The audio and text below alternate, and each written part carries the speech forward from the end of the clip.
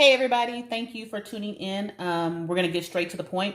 I have a lot of people in different Facebook groups that asked me how easy it was to actually convert the EcoTank 2720 over to a sublimation printer.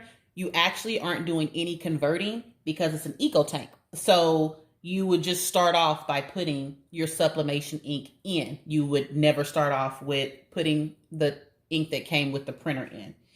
The easiest way that I personally think you can develop your own technique is I have little containers and I take these containers and I pour the Epson ink into the containers. And I've done that with all of the colors because I use these for other projects. You don't have to. If you want to throw it away, you can, but I keep them because I have other printers that I use regular printing with. So it's no point in wasting it. The best way to take the tops off of these is you can just twist it from here. If it's too hard, some of them are hard to open, you can go ahead and just twist off the top like this. You're going to take it from here and you're just going to twist it and it'll come off just like that. When it comes off, what I do is then pour it into the container. Once it's empty, I rinse it out with just water. If you want to put alcohol in there, you can, up to you. Rinse it out with just water. Either let it air dry or get in there with a napkin and, let it dry like that. But that's pretty much it. So now you have the empty tank.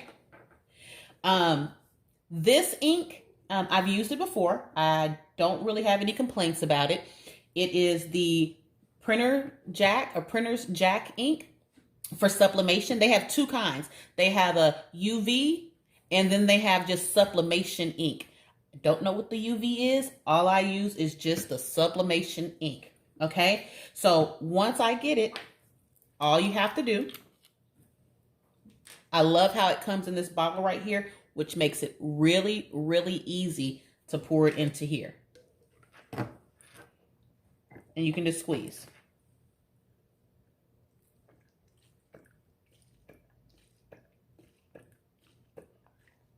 Okay, now I'm not going to keep you guys on here and do every single one like that. I'm just going to squeeze some into each. And I am not going to fully fill up all of the tanks because I did that with a printer that I got only to find out that the printer was faulty.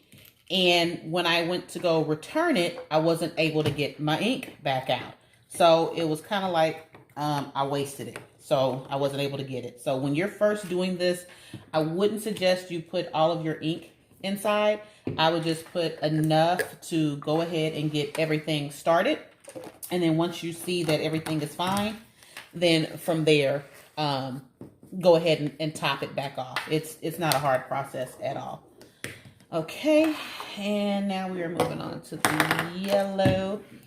And as you can see, I'm not making a mess. Of course, I would make a mess because I just said, you see, I'm not making a mess. Wow. That's the way Murphy Law works, but it's okay. It's okay. Usually I don't make a mess. Go ahead and laugh at that. It does come with gloves, so I would suggest you use the gloves. Don't be like me, okay? Just, yeah. Anyway, yeah, so we're going to do that. All right, so like I said, make sure when you twist it, it doesn't click anymore. You don't want any air or anything like that. You want it to be totally tight.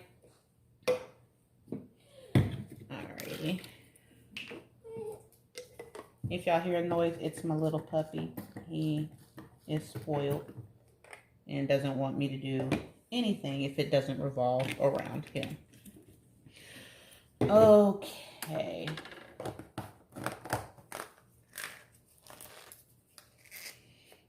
And as you can see, we are getting through this pretty quickly. All right. So now what I like to do is start with, okay, so I had to step away from the camera. Camera really quick and stuff to just make sure I got the ink off that I said isn't messy. So Now what we're going to do is go ahead and put the ink inside of the tank. At this point in the process, the printer is still off, has not been turned on. It is plugged up and plugged in. And what we're going to do is, per the instructions, it wants you to put the ink inside of the tank before you turn it on. I don't know what'll happen if you turn it on and then put the ink in, because I follow directions. So what we're going to go ahead and do is put the ink in. And I'm going to show you how simple this is. So it's good to go. Black, upside down.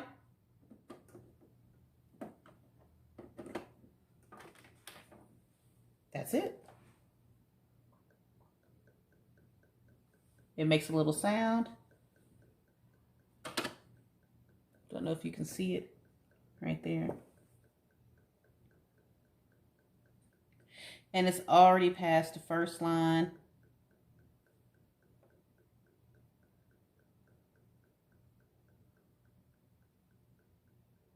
And if you were to fill this up completely, you don't have to worry about like overfilling it. It stops itself. It literally will just stop itself. Like right now, it's done. And literally, that's it. Took it off. Easy peasy.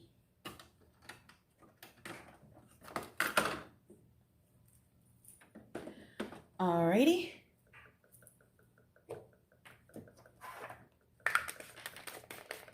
Okay, now, about this ink. As I said before, I've used this ink before. I don't have any complaints about it. It is a printer's jack. You can order off of their website or you can order it off of Amazon. Just remember to get the sublimation only ink. The EP sublimation. That's what it says on here. Now, what I use now and the ink that I use in all of my Facebook and Instagram posts and things like that is the Cosmos ink. That is what I use. That is what I love. I won't be going back to anything else. I'll be using them. It's just that I have a lot of the printer jack's ink because their ink is like maybe $22. The highest package they have is maybe $37. So yeah, I bought a whole bunch of it at the time because I didn't know if it was going to sell out, if it was ever going to be available after that, or anything like that. So I had a whole bunch. So for this particular video, I just decided to use the printer jack, to just go ahead and put in here. But for the Cosmos, I'll leave a link in the description, and I'll also leave a link in the description for the printer jack. The Cosmo ink is a little bit more expensive. It's $75 for all 4 colors, but it is so vibrant. I don't have any complaints. The customer service is good. It comes with tons of videos and everything else. No, they're not sponsoring me, but they can if they want to. But like I said, printer jack is good too, especially if you're starting out. Just you don't want to spend a whole bunch of money. It will definitely get the job done and have all of the colors. All right, so we're done.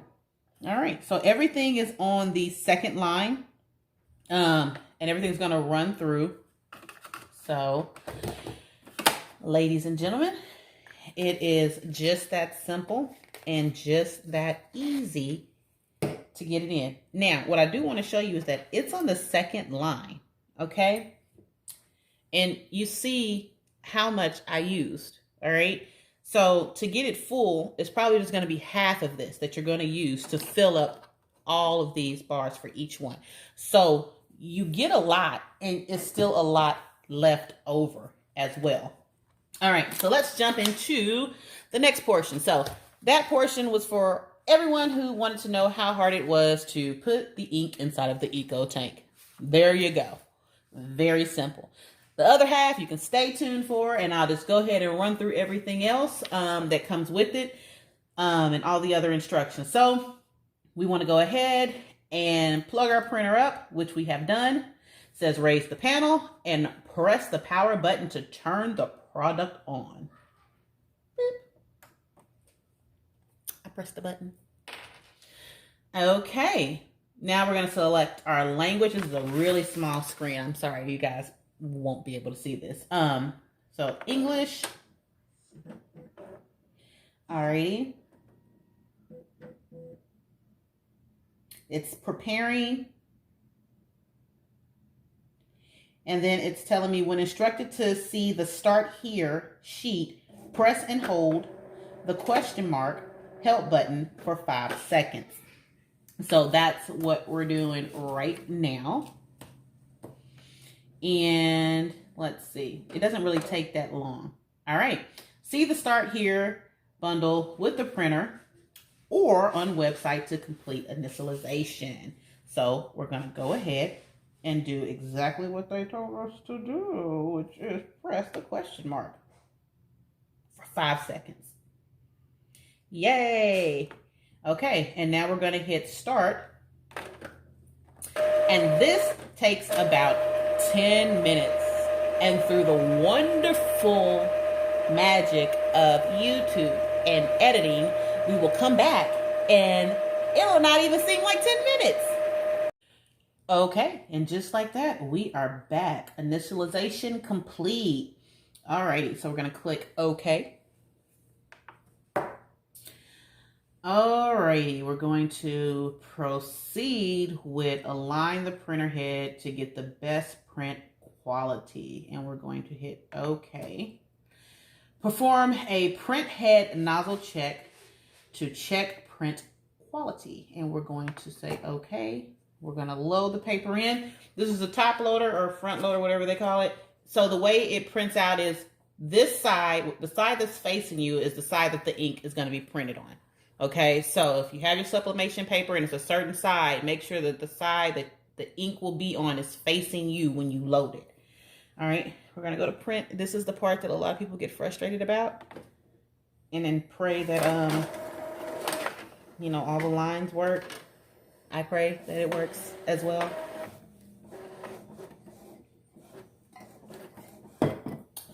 Okay.